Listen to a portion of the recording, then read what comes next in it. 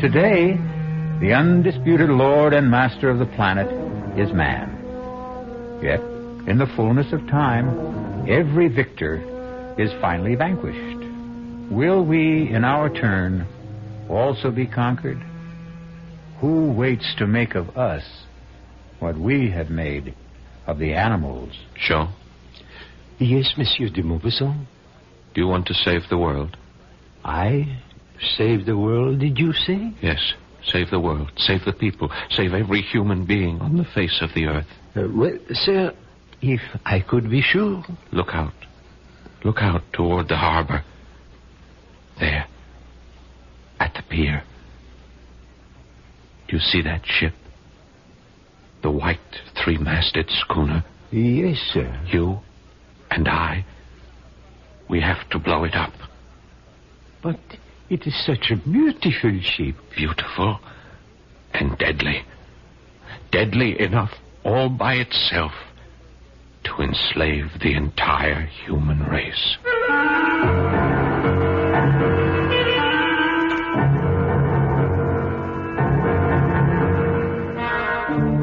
Our mystery drama, The Horla, was especially adapted from a story by Guy de Maupassant for the Mystery Theater by Sam Dan and stars Paul Hecht. It is sponsored in part by the Kellogg Company, makers of Kellogg's Special K cereal. I'll be back shortly with Act One. Hi, son. Hi, Mom. Hi, Dad. Hi, Junior. Kellogg's Special K presents Junior Gives Up.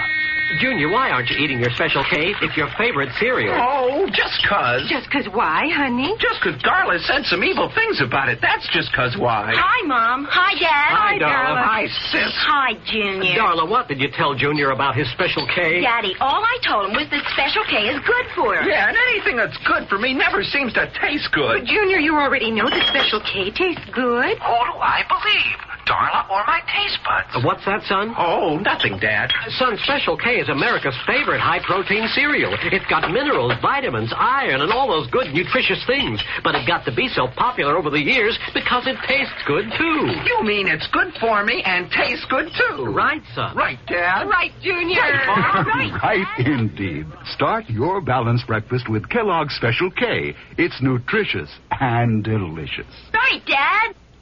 People are staying more home these days and finding it to be a very pleasant experience. To make it even more pleasant, stop in at H&R Radio. This week, save $111 on an RCA quadraphonic 8-track tape player. Here's where you get Feel of Sound speakers all around you, 8 of them, in 4-speaker units to flood you, even overwhelm you with utterly beautiful music. This regularly $249 RCA is yours at H&R Radio now this week for only $138.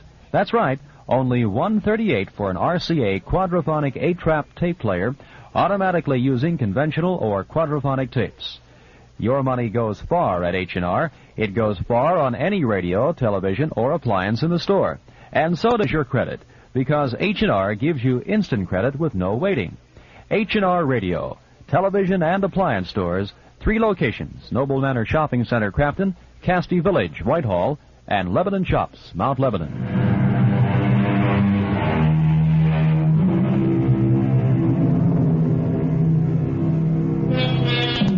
His name was Guy de Maupassant. He was probably the greatest writer of short stories who ever lived. He died in the year 1893. He died young. He died insane. And if you read the stories he wrote toward the close of his life, the critics tell us, you can see how his madness slowly destroyed him. That's how they look at it. He himself insisted he was being possessed. His mind and all of his vital forces were being drained from him by a mysterious, supernatural, and superior being. He called it the Horla. And the Horla is one of the last stories he ever wrote. Is the Horla merely the raving of a man going mad, or is it an inspired prophecy of a fate that awaits us all? You decide. Dr. Cartier. Yes? Yes, what is it? I have been pressing the bell signal, Doctor. It means you must pick up the telephone. Oh, that confounded diabolical contraption. Oh, please, Dr. Cartier. It's Monsieur de Maupassant. De Maupassant? Who is he? The nervous one. He was here the other day. Oh, that one, the writer. Tell him I'm busy with a patient. I did, but he insists on talking. The combination of the Maupassant and the telephone. Just speak into it, Doctor. The telephone. Hello, this is Dr. Cartier. Doctor, you must come to see me. You must come here at once. Please, monsieur, calm yourself. If I knew how to calm myself, I wouldn't need you. You must come here. Monsieur, be reasonable. I would like to be. I'd give everything I own if I could be reasonable, if I could only be reasonable, but it won't let me leave. What won't let you leave? It. The Horla. The what? Monsieur de Maupassant. Monsieur, speak up. What happened?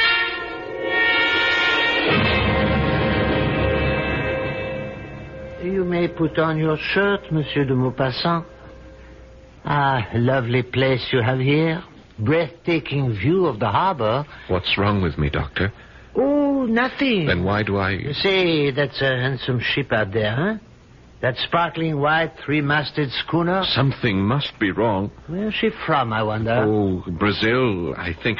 Doctor, why won't you tell me what's wrong with me? I told you, nothing. You have a mild nervous upset. Your nerves are highly strung, your pulse is rapid, your eyes dilated. And what do you advise? A course of shower baths. Cool shower baths. 2 in the morning, 2 in the afternoon, 2 in the evening. And send down to the chemist for some bromide of potassium. You haven't listened? I listened. I heard every word. Now, you go to sleep. Yes. You slumber deeply for 2-3 hours, correct? Yes. Then a nightmare lays hold of you, true? Yes, exactly. You feel someone is in the room with you, in the dark room. Someone is in the room. Am I stating the fact? Exactly. This someone or something is staring at you? Yes. I can't see it, but I know it's there. I know it's staring at me. And then it comes closer and closer to me. I feel it touching me. A cold, terrifying touch. And then I hear a sound. A low, vibrating sound. It's nothing human, nothing animal, nothing mechanical. And then I feel a weight, as if something kneels on my chest. A pressure, a terrible pressure. My neck is being squeezed and squeezed as something seems to be draining the breath from my body. Not only the breath, but my strength. Everything is being drawn from me. I want to struggle, but I can't move. I want to shout for help, but I can't utter a word. I try to fight, to resist, but I'm paralyzed and powerless. And then suddenly, I awake, bathed in perspiration, trembling. And then, exhausted, I fall asleep and slumber restlessly till morning. Yes, I heard. Well, what have you to say about this mysterious creature? He exists in your imagination. Are you sure? Try the treatment, then call me in a few days. No, Doctor. No, you must give me an answer for the Horla. The Horla? This creature, this being, this whatever it is. Monsieur de Maupassant, I understand you're a writer. Is that so? Yes. Now then, do I tell you how to write stories, do I? No. Then don't tell me how to practice medicine.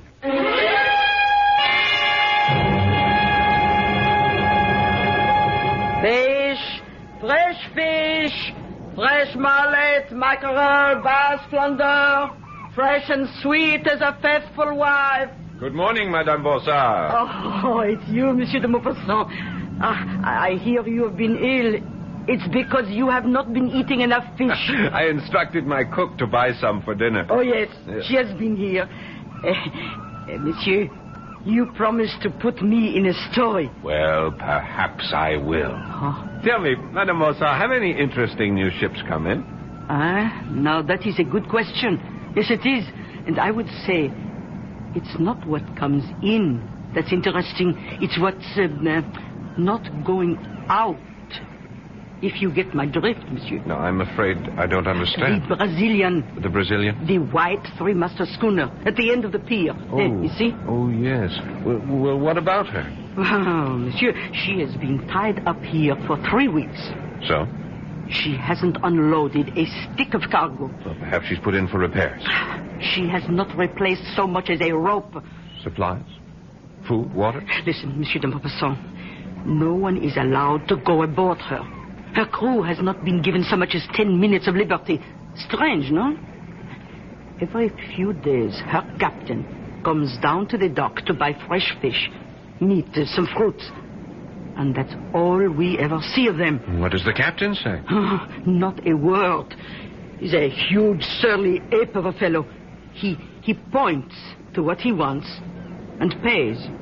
Comes in without a hello and leaves without a goodbye. Well, we seem to have a mystery. What is the name of the ship? The Horla. The what? The Horla. The Horla? But that's... What is it, monsieur? The Horla. I thought... Yes? I thought I had just made it up. Monsieur, what are you saying? Are you sure? Are you positive that that's the name? The Horla? Well, walk down the pier. You'll see it. It's printed on the bow. Yes. I think I will. Good day, Madame Bossard. Good day, monsieur.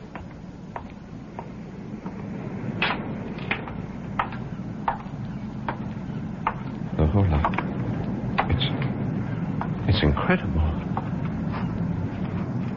Ahoy! Ahoy there! Aboard the Horla! Ahoy there! Anyone there? What do you want? You have a beautiful ship there, sailor. Listen, mister.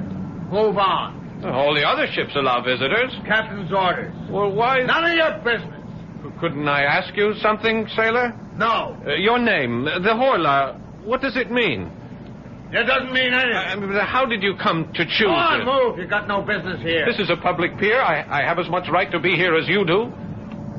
Perhaps more. Now, listen, mister. Please, for your own good, get out of here. Leave as fast as you can. Go away. Go away as far as you can before... Before what? Before the... Aha! No. Please. I didn't say anything to him. Well, who are you talking to? No, please. Don't do that to me. Sailor, what is it? What is it? Sailor!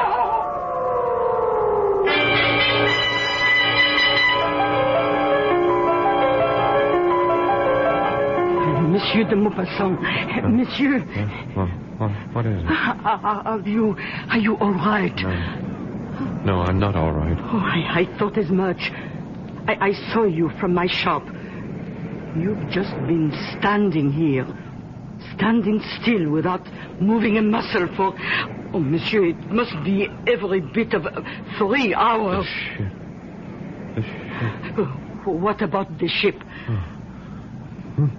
My head, I feel so weak. Oh, take my arm, monsieur. The ship. No, I must go aboard that ship. Listen. You hear that? What, monsieur? That sound. It comes from the ship. Oh, I am sorry, but I hear nothing. Nothing? Oh, I hear seagulls, waves. Oh, and now, come, monsieur, it's thunder, a storm. I must go aboard that ship. But they won't let you. The ship. Oh, come quickly, monsieur. You'll catch your death. The ship. The ship. Oh, hurry, monsieur. How did I know? Answer me that. How did I know? How did you know what? The name of the ship. How did I know that name? The Horla.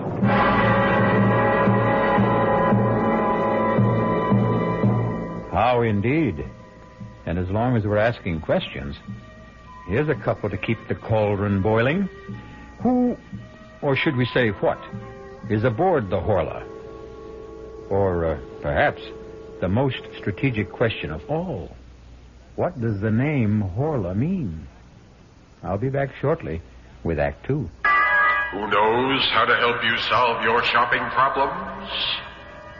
The Better Business Bureau knows. I swear I never saw so many mattresses in one store in my life. I just don't know what to look for. I'm so confused. I'm here to take care of your confusion, madam. You know, you could start by reading the labels on the mattresses. Oh, sir, who are you? I'm the man from the Better Business Bureau. You know, by law, every mattress must carry a label listing the materials used in the mattress. And don't forget, madam, that there's a new law that all mattresses must now be flame-resistant. Oh, thank you, sir. And be sure to read the guarantee and find out what it covers and for how long. Just another consumer tip from your Better Business Bureau. From Oldsmobile comes Omega, the American-made Omega. It's the little Olds that's a lot of Olds, but a compact that's easy to handle. It's easy on gas, and now even easier to own because the Grand Olds gang has the 6-cylinder, 2-door Omega with full factory equipment for just $2,720 plus state and license taxes. This average price of $2,720 was taken by an independent survey of leading Grand Olds gang dealers in the Pittsburgh area. Some were priced slightly higher, some lower. And, of course, the final price would be determined by the options you choose. The Grand Olds gang has great savings, too, on all the other Oldsmobiles, some of them still at the lower 1973 prices. And this month, if you test drive any Oldsmobile from a member of the Grand Olds gang, he'll give you a bicycle safety flag absolutely free. You don't have to buy a thing. So test drive an Olds now from your favorite Oldsmobile dealer, who's a member of the Grand Olds gang.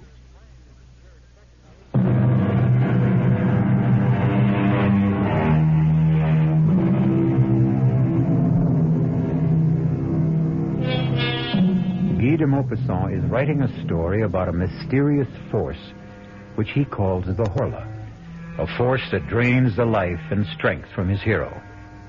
Now he discovers that a mysterious ship that lies in the harbor is also called the Horla. Hello? I must see Dr. Cartier. Oh, it's you again, Monsieur de Maupassant. I told you I would have him called the moment he returns. Mademoiselle, I must see him at once. But he is not here. How do I know that? Monsieur. Oh, excuse me. I'm in my room, my bedroom, and at any moment I'll fall asleep. I'm so tired. Well, sleep, Monsieur, by all means. Sleep would be the best thing for you. No, not this kind of sleep. The Horla will come to me again tonight. I know it. But all I can do is tell the doctor. Tell him I need him urgently. Yes, Monsieur de Maupassant. Yes. Who's there? Who is that? Who's there? Monsieur de Maupassant? Oh, it's you, Jean-Baptiste. And who else might it be? Please come in. My lady's finished in the kitchen, and I'm finished, too, with the paint job. Just in time, just before dark. Oh, you didn't have to hurry. Well, get it over with. That's my motto. You thought your house was white before? You should see it now. Please, Jean, sit down. Yes, monsieur. Jean, I have a job for you. Doing what? Doing just what you're doing now. But I'm not doing anything. Oh, yes. Yes, you are. You're sitting there. That's the job? That's the job. And I'm just supposed to sit here? Well, you could talk to me. About what? About anything that comes into your head. You may also have to serve as my bodyguard. Bodyguard? Someone may try to break in while I'm asleep. I'm your man. I served H in the Chasseurs d'Afrique, the tourist outfit in the army. Oh, is that so? Well, tell me about it. Well, we were the only ones who could hold the ground at Sedan. And, are you really interested? Oh, yes, please. Tell me everything. Tell me the story of your life.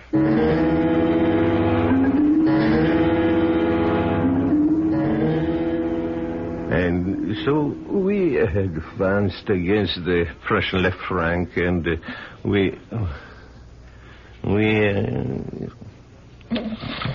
Jean. Go on, Jean. Don't stop. Talk to me. If you fall asleep, I'll fall asleep. Jean, please talk to me. Don't let me sleep. Oh, I'm so tired, but don't let me sleep. Don't let me fall.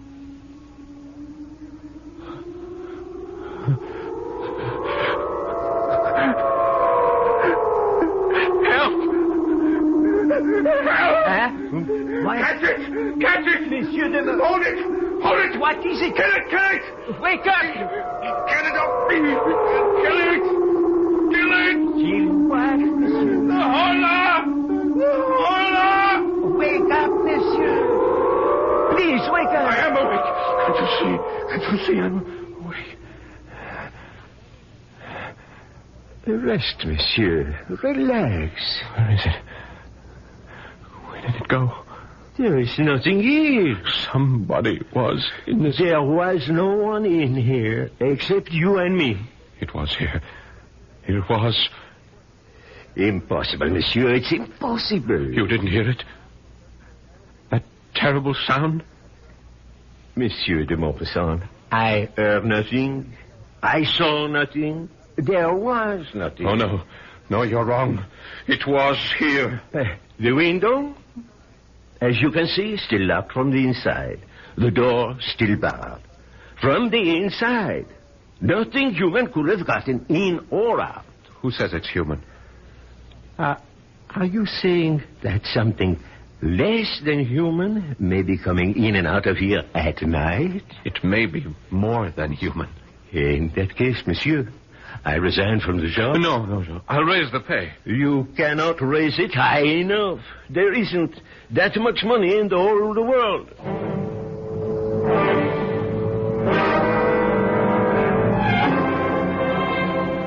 Dr. Cartier, I thought you'd never get here. You allow us no peace in the office. You ring that infernal telephone without mercy. The shower bath, the bromides, nothing works. You insist you still have this visitor? I know I do. He was here last night. He overpowers you? Yes. He makes this awful sound? Yes. He drains all your strength? Yes, exactly as I told you. Your handyman, Jean-Baptiste, stopped my carriage as I drove up. He spent the night in this room with you, I understand. Yes, that's right. While this Horla. This Horla attacked you. He heard nothing. He saw nothing. Well? Well, what? Come, monsieur. Admit this is all a nightmare. But it was so real. It's always so real. But there was a witness. Is Jean-Baptiste reliable? Is he sane? I would say so, yes. Would he have any reason to lie? To embarrass you? No. Then why do you insist on maintaining this ridiculous fiction of a Horla? Doctor, that name, Horla, I thought I had made it up. That it was a creation of my own imagination.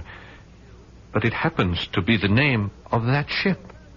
What ship? You know, the one you asked me about last week, the white three-masted Brazilian schooner. I mean, where would I get that name? Why would that name pop into my head? That Brazilian ship is called the Horla? Prove it to yourself. Pick up that telescope. See her, out there at the pier. You can read her name. Ah, then that explains it. You had picked up your telescope one day to view the harbor. Without being aware of it, you might have read the name on her bow. I have never seen that name before in my life. Someone, somehow, placed it into my imagination. Monsieur de Maupassant, sit down. Huh? At once. Now, I have coddled you long enough. You are one of the great writers of France, but you have reduced yourself to a terrified, trembling wretch. This will not do. I admit that I am terrified. That's what I've been trying to tell you. Yes, you terrified. You have been terrified by the critics. Oh, that's a lie. I don't care for the opinions You of are those... human. You care. I read what they write. You've lost your touch. Your best work is behind you. I am as good as I ever was.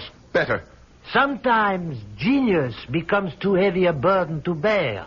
And so you construct this fable in order to have an excuse not to work anymore, not to be judged anymore. That's not true. But the fact is, you're not writing. I am writing. What are you writing? I'm writing a story. A story called The Horla. That's not a story. It's an account of your nightmare. Oh, I just don't know what else to do, Doctor. I do. Sit down at that writing desk. Pick up your pen. Create another Bellamy. Another Pierre and Jean. Another ball of fat. Doctor, it's not that simple. Make it simple. Remember, you're more than a great writer.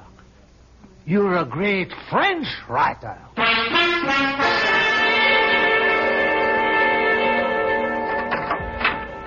May I come in, monsieur? Oh, Jean-Baptiste, yes, of course. I see your honor is working. That's good. It's good. Yes, I feel wonderful this afternoon.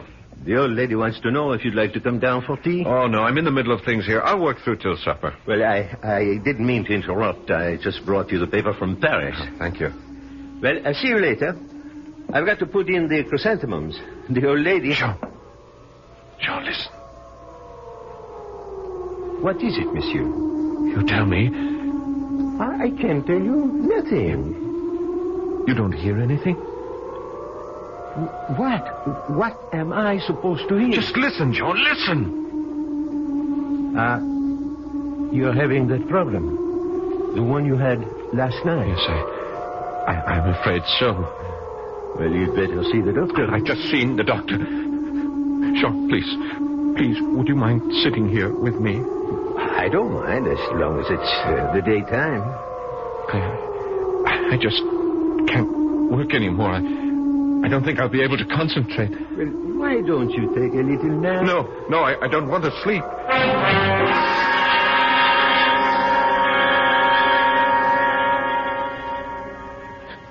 Jean! That? Oh, I must have dozed off. Jean, quickly, take this telescope. Go to the window. What for? Down at the pier.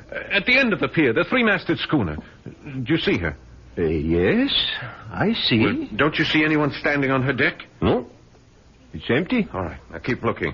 Why? Cover the gangplank. Have you got it in focus? Yes, monsieur. Now, if you see anyone at all, leaving that ship, follow him through the telescope and see where he goes, and let me know. Do you understand? I think so, but why? I don't think you would really want me to tell you. Now, just watch, and watch carefully. Wait, monsieur. Where are you going? I'm going to see Dr. Cartier. But how will I be able to tell you if anybody... Well, just call me on the telephone. The telephone? There's nothing to it. You just pick up the receiver, turn the handle, and ask the operator for Dr. Cartier. See here, de Maupassant. You simply can't barge into my surgery. I can if it's an emergency. I thought we had settled your problem this morning. Look, there is an article in the Paris newspaper, and I want to read it to you. I refuse to listen to anything that's in a Parisian paper. They're all filthy rags. Oh, come on, just listen to this article. I listen to nothing from Paris. It's a sewer of anarchy and atheism. This won't take a minute. Perhaps if you spent less time reading Parisian papers... Doctor, this time you sit down and listen. Now, the date is August the 19th. A curious piece of news comes to us from Rio de Janeiro. That's in Brazil. Yeah, I know that's in Brazil. Madness, an epidemic of madness, like that contagious madness which attacked Europe in the Middle Ages, is now raging in the province of São Paulo. The terrified inhabitants are leaving their houses. They say they're being pursued and possessed. Now, these are not my words, Doctor. I quote from this article. Typical Parisian exaggeration. They only copied the story that arrived on the wire from Brazil. The people are quoted as saying that they are pursued and possessed, dominated as if they were human cattle by invisible, though tangible beings, like so many vampires which feed on their life while they're asleep. Now, what do you say, Doctor? South Americans are basically Spaniards. A highly romantic, unstable people. Oh. To continue, if I may, Professor Don Pedro Enriquez and several other medical experts have gone into the province to study this madness. Brazil. Doctor, Brazil. The ship that you noticed in the harbor, she comes from Brazil. What of it? I say she brings this madness here with her. She has been tied up here the better part of a month. No one leaves her, no one visits her. She makes no repairs. She takes on no cargo. Now stop fighting me. Think with me. Why is she here? What do you expect me to say? She is here to spread that madness, to capture our souls. Very well. I'll stop fighting you. I'll start to think with you. Assume she is here on the errand you mentioned. Yes. Then why is there no panic in the town, as there was in Brazil? Well, perhaps the conditions aren't the same here. So far, again, for the sake of argument, only you have been attacked. Why? Why you? Perhaps this Horla, perhaps it's selective. Perhaps only I have what it wants. Yes, that could be possible. Well, of course, it could be completely irrational. When I saw that ship sailing up the Seine, I thought she looked so pretty, so white. And this being, this Horla, it also saw me. And it saw my house, which was also a brilliant, sparkling, dazzling white, just like the color of its own ship. For that reason, it decided to take me. Monsieur de Maupassant, I recommend a journey for your health. No, thank you, Doctor. I am going to play this out. Listen to me. Does it matter if you're attacked by an outside force or by a weakness in your own body? The result is the same. Madness. Now, try a change of scene, of climate. Monsieur de Maupassant, the telephone for you. Oh, thank you. Yes? Monsieur, this is Jean-Baptiste. Hello? Yes, Jean. Is this really Monsieur de Maupassant? Yes, of course it is. What is it? It's the first time I ever spoke on the telephone, sir. Your voice sounds different somehow. Never mind that. What do you have to report?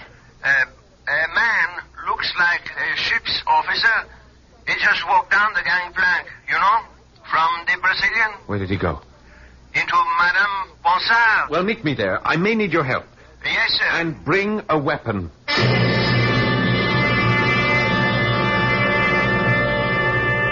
Well, will the man of letters become the man of action?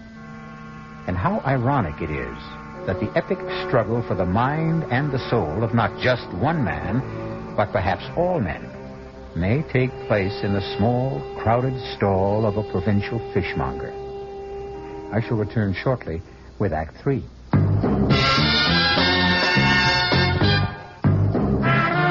You don't see many people putting salt in their beer nowadays. Not that there's anything wrong with salt on radishes or French fries, but man, not in the king of beers. Truth is, the only thing salt can do for Budweiser is make it salty. An unwise thing to do to the only beer in America that's Beechwood aged. Unsalted Budweiser has become the most popular beer in the world. That's because in brewing Bud, the Budweiser brewmaster goes all the way for a taste, a smoothness, a drinkability you'll find in no other beer at any price.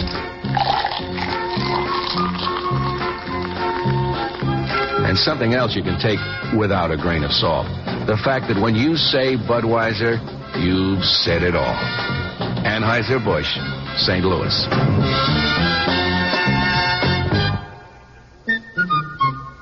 In these days of the need to save energy, H&R Radio comes through with an RCA television set to save you as much as 50%. It's the RCA XL100, 25-inch diagonal color console. Color television at its finest, 100% solid state. And the savings don't end with energy. They begin with price, because this beautiful RCA XL100 color set is only $498. Proof again that your money goes far at H&R. RCA XL100, 25-inch diagonal color console, 100% solid state, only $498. H&R provides instant credit for you, too. Whether it's an RCA television or any other fine radio, television, or appliance at H&R, save energy, save money. 2 big ways to save at H&R Radio, television and appliance stores. 3 locations: Noble Manor Shopping Center, Crafton, Casti Village, Whitehall, and Lebanon Shops, Mount Lebanon.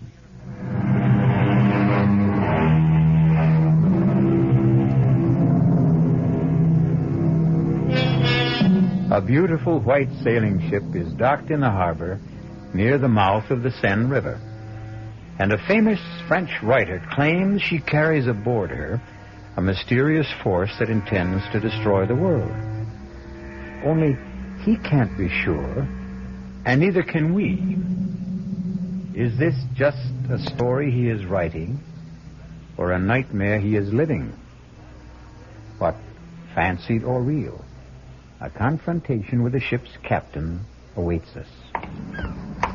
Jean, here I am. Yes, monsieur. Are you armed? Yes, I have my old service revolver loaded and ready. I'll keep it out of sight. Your man is inside the store buying fish from the Bonsard. All right, come along. Follow me.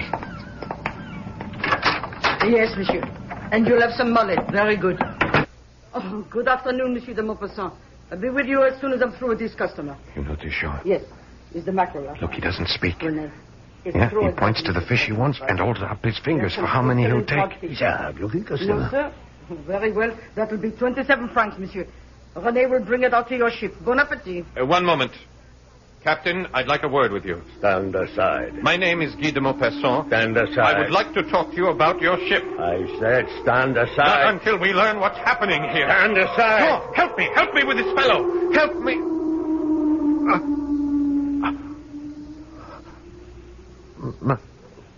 My head. What's the matter, monsieur?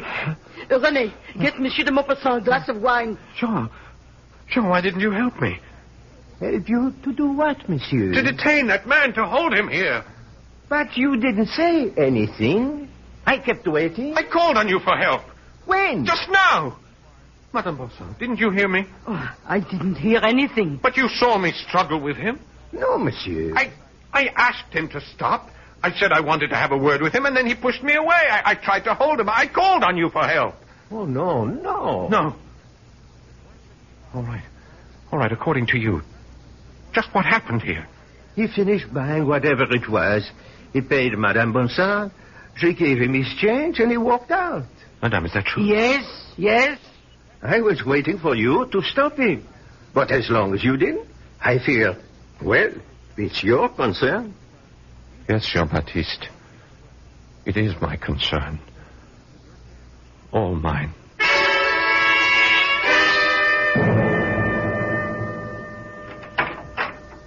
Good evening, de Maupassant. I didn't send for you, Doctor? No, you didn't. But I received a visit from your handyman and the Bonsard woman. They fear for your sanity. I can't fault them in that regard. I fear for it, too. I want to help you. What can you do? I tell you the problem, and you dismiss it as an aberration. Give it up. Give me up, Doctor. I can't. Surely you've lost a patient or two in your career, Doctor? Oh, yes. Well, then this should be no novelty. Why do you persist? Are you that fond of me? No. Actually, I dislike you heartily. Your ideas, your politics. But I am first a Frenchman and a patriot. Your writing brings honor to our country. You are one of our national resources. I must save you. How far would you be willing to go? I still don't know the problem. I told you the problem. I read you the dispatch from the Paris newspaper. Very well. This force, this thing, this Horla, why does it attack? Why? Perhaps the reign of man on this earth is over. Oh, what kind of nonsense is that? We'll get nowhere if you keep saying nonsense to me every time I open my mouth. Man did not always rule this planet. He didn't? No. We are but one of a series of rulers, according to evolution. Oh, evolution? What do you say, oh, do you quarrel with Darwin? Why, is it too much to suppose that we, in our turn, are being supplanted? By whom? It doesn't have to be a whom. It could also be a what. What kind of a what? A Horla. And we are back where we started. Yes. A Horla. I would accept a vampire, a physical, tangible, visible creature, but your Horla cannot be seen. That's true.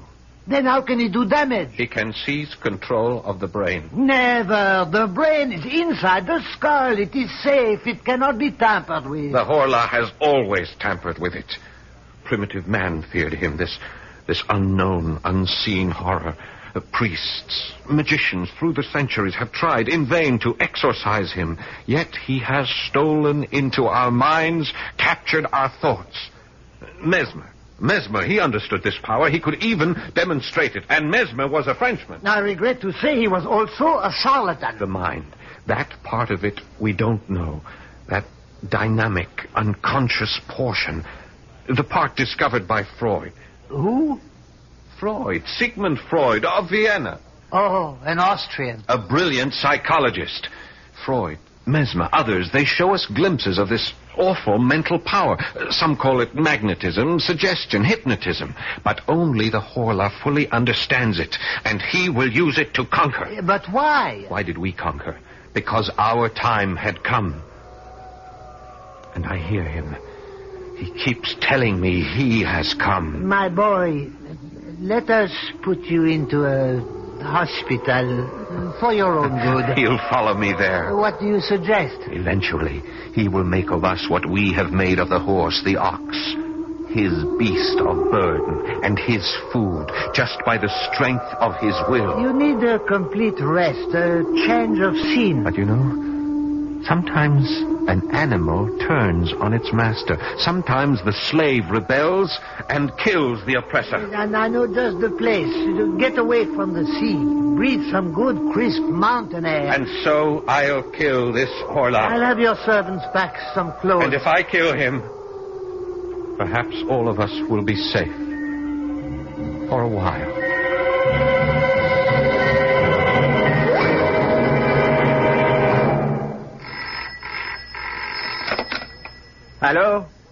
Hello?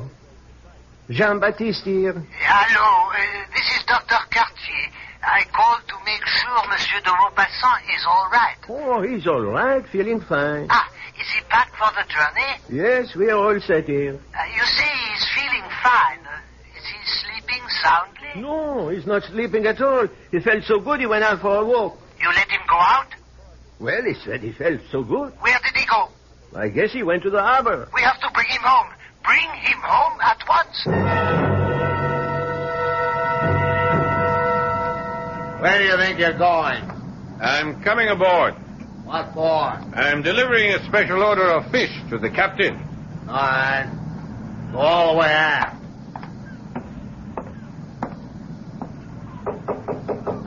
What is it? What are you doing here? What are you doing here, Captain?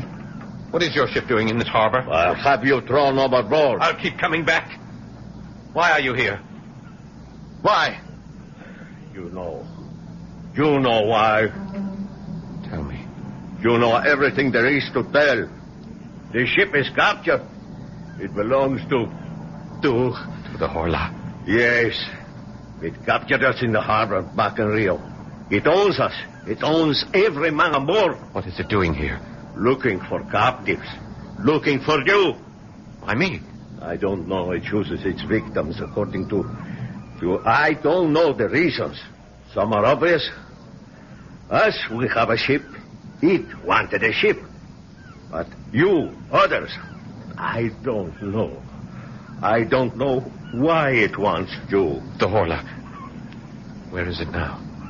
Here, in this cabin. With us? Here, now? Yes. What's it doing?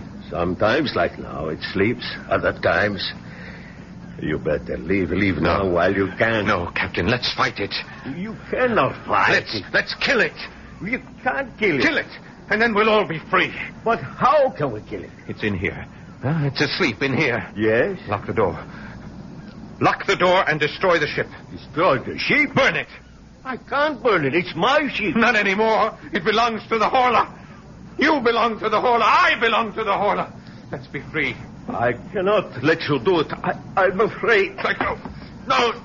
Let go of it. Let go. The floor. You knocked over the lamp. The floor is Look out. quiet.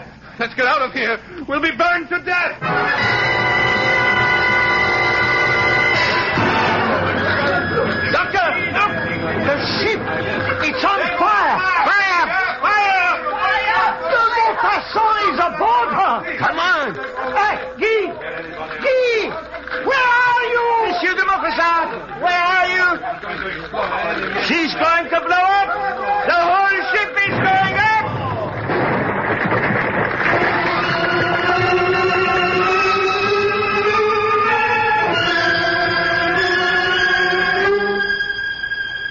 Comfortable, monsieur? Yes. This is such a pleasant, restful ride. We will be at the sanitarium in time for dinner. You won't regret it. You had a narrow escape last night. Yes. Yes, I know. Why did you go aboard that ship? Why? Yes, why? I told you. To strike a blow for freedom. To overthrow the slave master.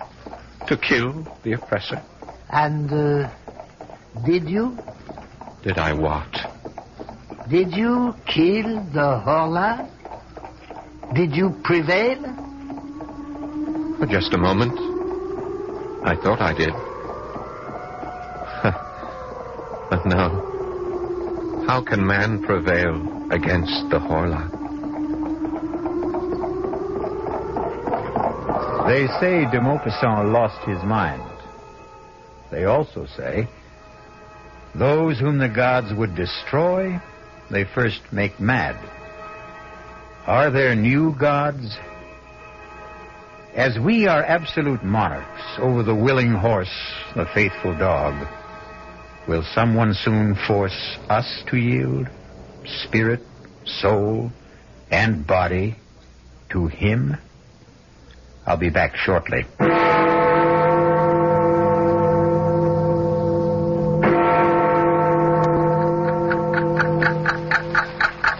The time has come for action. Birth defects are forever unless you help. A time to be born, a time to die. The die. March of Dimes fights birth defects. A time to heal. Through medical service programs, scientific research, a time to and speak. public education. These are the times that try men's to souls. protect the bodies and minds of our children today and That's why tomorrow. it's time for a change. So much to do. So little time. We must see to it that every child is born healthy, whole, Now is perfect. the time for all good men to come to the aid of the March of Dimes in its drive to prevent birth Make defects. time stand still.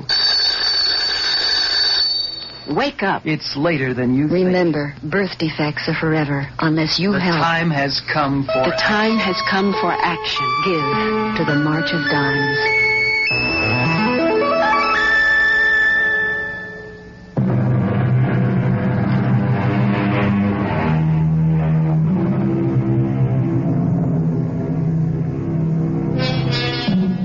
We look down from the top of the evolutionary tree, and we consider ourselves the highest, the noblest, and the best. But there can be someone ready to take over. Someone more perfect. Maybe the only way we can survive is to beat this thing at its own game. Improve ourselves, shape up, and also show up regularly for the next adventure in the macabre. Our cast included Paul Hecht, Bryna Rayburn, Robert Dryden, and Dan Acco. The entire production was under the direction of Hyman Brown. Now, a preview of our next tale. I'd say it was a crush. Girls like Emily don't have crushes. She was in love with you, and you know it.